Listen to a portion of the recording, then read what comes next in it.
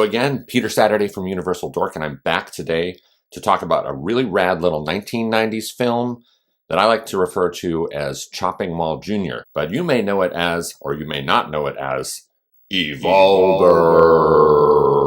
Ooh, look at that, Evolver. I'm willing to bet that you've probably never seen this film before. Check that cover out for Evolver. You know, this is the DVD version of it. It does not have a Blu-ray.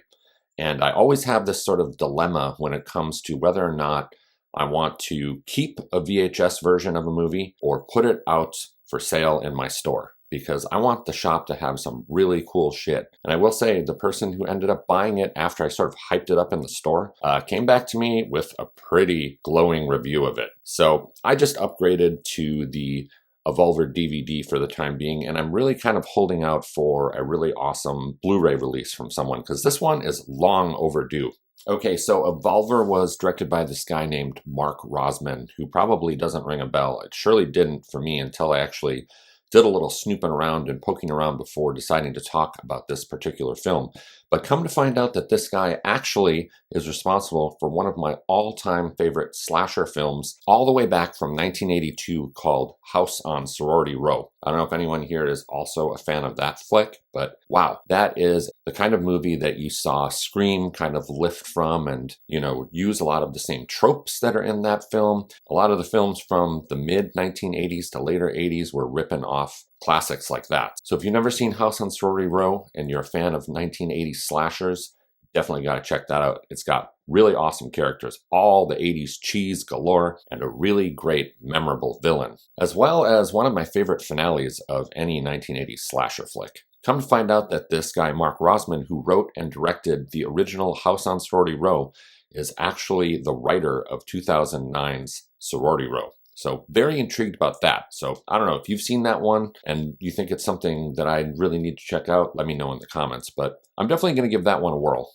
Okay, now, so even though this Mark Rosman character did two really super solid horror flicks, in my opinion at least, he's also responsible for some stuff that I'm sure no one here that would be watching this is a fan of, but I don't know, could be wrong on that. Like a film called Life Size starring Tyra Banks and Lindsay Lohan. I don't know, are there any takers out there for that one? Any gigantic fans? Maybe I should do a review of that one. Another one of Rosman's 2000s bangers is The Perfect Man starring Hilary Duff and Heather Locklear. I know there's probably a lot of fans out there of that. I don't know, maybe I should do a review of that one here. And another film from that era, very popular one. I know a lot of people out there, big fans of it who watch this channel, Model Behavior starring Justin Timberlake. And many, many more of that era and caliber. If you look on his Letterboxd page, you can see a whole slew of 2000s sort of bad rom-com sort of kids-style movies that look like they're probably not that fun to watch. But he absolutely nails it with Evolver.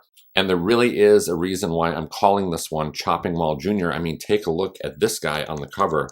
This guy is Evolver right there. That's him. He is what the movie is named after. Now, this film does share a lot of similarities with Chopping Mall because of this guy. It actually kind of feels in a way like almost a spiritual sequel to Chopping Mall. So if you like films like that, and you also like stuff like Brain Scan with Edward Furlong. In fact, Brain Scan actually sort of feels like it takes place probably in the same universe as Evolver, because this film stars this kid named Ethan Embry, who's also known for his performance in Empire Records. I know there's a lot of people out there that are a fan of that. He stars in this film, and his bedroom looks exactly like Edward Furlong's. So Ethan's character in this film looks like he would probably hang out after school with Edward Furlong and Brain Scan and probably help him defeat the second coming of the trickster. Another one that this one would pair up quite comfortably with would be Lawnmower Man. Yes, this one starts off right off the bat with some VR virtual reality mayhem. Idiotic style mayhem, let me tell you that much. Kicks off in an arcade with our main character, Ethan Embry, who's sort of this hotshot big man on the arcade game campus. He's in an arcade and he's playing in some sort of tournament. He's got a whole crowd of teenagers there screaming him on as he's got this VR headset, this giant thing on his head, and he's spinning around shooting things, and he's got the whole crowd going wild for him like he's some sort of damn rock star, which is really ridiculous. But I guess that's how kids did it. They were easily impressed by this virtual reality type stuff, especially if you're a hotshot hacker. And that's exactly what Ethan Embry's character is in Evolver. So yes, we have got Evolver here, aka Chopping Mall Jr. Seems like he's sort of like the little brother of those killer security guard robots in Chopping Mall, but he's sort of like a weird, flimsier knockoff Radio Shack version of that character. He's much smaller, and he looks a lot less threatening. But don't underestimate this little bastard for 1 second. He is a nasty little fucker. And even though, he's Chopping Mall Jr., he has got one hell of a potty mouth as well. I swear, I'll cut your fucking throat. And what Evolver has going for it is a pretty classic, totally 90s tale of human versus killer robot. Now let me read you the actual synopsis right off the back of the Evolver DVD. Are you ready for this? Meet Evolver, the ultimate toy for the cyberpunk generation. A virtual reality game brought to fierce three-dimensional life. With each battle, Evolver lives up to his name. He becomes faster, smarter, and deadlier. Meet Kyle Baxter, Ethan Randall, or Ethan Embry as he's now known, the teenage video game whiz who wins the first Evolver robot. Suddenly, some fatal accidents begin to happen. With help from Jamie Sanders, Cassidy Ray, a beautiful rival game player, Kyle digs up a terrifying missing link. Evo was created from a scrapped U.S. Defense Robotics Department designed to infiltrate enemy encampments. He has the capacity to adapt to any situation. He's programmed to leave no survivors. By the time Kyle and Jamie discover this, Evo has evolved in his most advanced and dangerous state, and will stop at nothing until he annihilates the young man who is his one undefeated opponent. All right, so how does that grab you? Pretty good premise for a movie, in my opinion. Exactly the type of stuff that I want out of a mid-1990s film. This checks all of those boxes perfectly.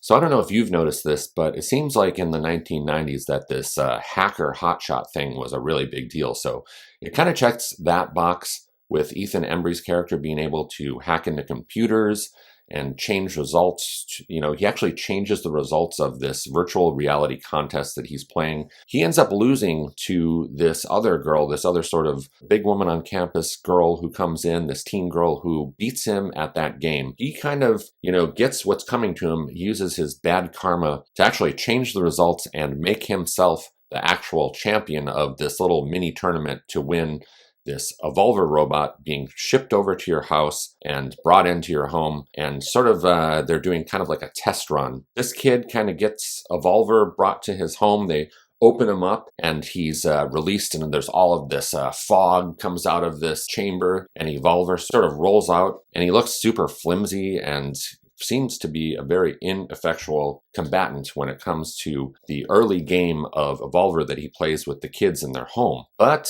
he is apparently learning with every mistake that he makes and evolving into the ultimate killer. When you first see him, and even all the way through kind of towards the end, he doesn't ever really evolve that much. I mean, his mind evolves and he becomes a better combatant. But Evolver actually looks like you could probably destroy him with one swift kick. Probably kick him into like 1,000 different pieces. Kick him once. You could probably kick him down the stairs. I mean, he doesn't look like he's really able to go upstairs too well, but he sure as hell gets his way all around the city, all around the neighborhood. He even shows up at school a couple times, at this kid's school. Evolver is a very strange guy. He kind of cruises all around the house. He gets really upset if you don't play with him. He's constantly asking you to play. And another thing I've got to mention is that the voice of Evolver here, very interesting and really cool, is William H. Macy voices this idiotic robot. So that is a definite plus to this film as well. You get to hear his voice as this killer robot who's, like I said, has a real filthy mouth. What did he just say? Back off or the bitch dies. But Evolver not only evolves from the games that he plays with the kids, which is sort of like they're playing a weird, actually admittedly pretty fun looking game of laser tag all around the house, but he is evolving mentally as well because he's being exposed to the television set. He's witnessing all these atrocious, violent crimes. He's kind of watching the nightly news and he's soaking in all of these horrible things about humanity and sort of adapting them into his brain. And he also seems to be somewhat of a pervert. Yes, this robot Evolver has very perverted tendencies. We see him several times show up at the kids' school right around the suburbs there. He shows up there and he's spying on all of these girls in the locker room. They're nude and Evolver's kind of having a good time with it, recording them into his database in his brain that he's got there. And then, he seems a bit like a progressive robot too. He's like in the men's locker room as well, spying on this really sort of hot beefcake guy, kind of the bully of the movie.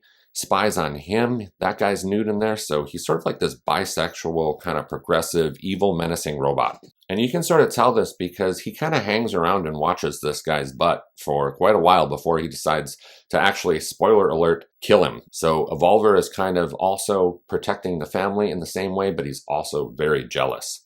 And that's really where things kind of start going off the rails in all the best ways, because this film from start to finish is pretty much nonstop fun.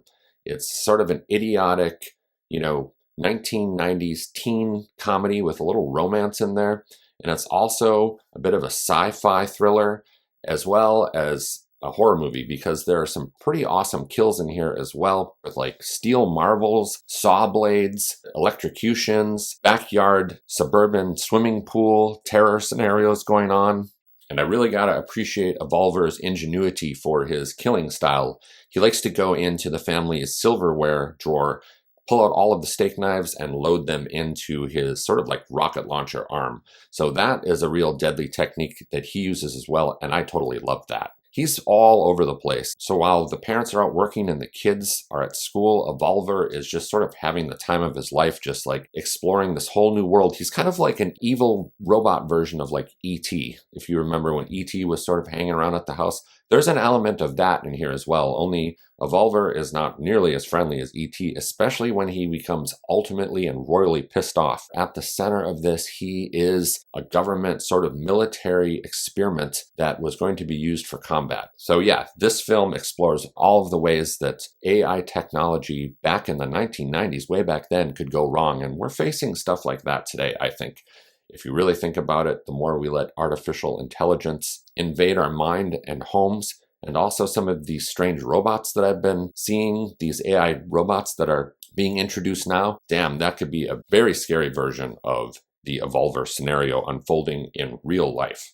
And again, this film kind of proves me wrong that there were no real good horror movies of the 90s. I mean, for a long time I was kind of trashing the 90s, and this is just yet more proof that there are some really killer cult classics out there. And yeah, Evolver is just really nailing that sweet spot of the 1990s oh so well. It's just oozing with 90s stereotypical teen fashion, 90s grunge and hip hop, baggy denim jeans, denim vests, tie-dye t-shirts, the whole shebang. It's got that bad virtual reality, video game, arcade sort of graphics going on, the obsession with computer hacking, and it even delves a little bit into the trope of the single parent thing going on as well, with the family dynamics and family drama.